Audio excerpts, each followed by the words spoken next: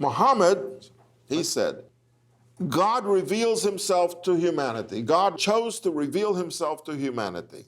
And so God gave the Torah to Moses for the Jewish people. So God revealed himself first to the Jewish people through the Torah, which he gave to Moses. Then God did another revelation, a second one. God gave the Gospels, evangelion is the word gospel in Greek.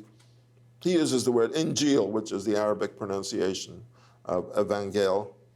He said God gave the Injil, that is the New Testament, to Jesus for the Christians.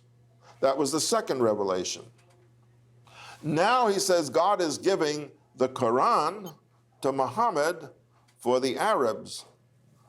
But Muhammad is not only the third revelation, but Muhammad is the seventh of the prophets and the last of the prophets and the seal of the prophets. In other words, he takes certain names, Noah, Abraham, Solomon, and Jesus. And Muhammad is the last of the prophets. But the revelation which God is now giving to Muhammad is the final revelation. It supersedes all the others. It is the only true revelation. The question is, if the Quran says something and it's different from the Torah and it's different from the New Testament, where's the discrepancy? Well, his answer is very simple. The true revelation is the Quran. If the Jews have a different version in the Torah, they falsified the record. If the Christians have a different revelation in the New Testament, they simply usurped it. They changed it. It's all forgery. The only true revelation is the Quran. This is it, in the Arabic language. Now, the other thing that he conceived of or thought of was that the revelation to the Jews, the Torah to Moses, embraced 1/3 of the world.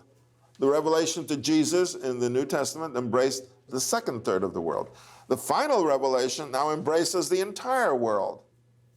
And therefore, he said, God wants his revelation to be to all humanity, and therefore the whole world will accept Islam. And this becomes then the religious fervor which drives those who were converted by his teaching.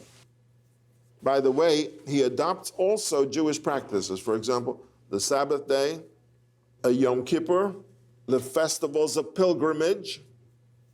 A lot of the Torah is in the early part of the Quran. Now, this is another interesting feature of it.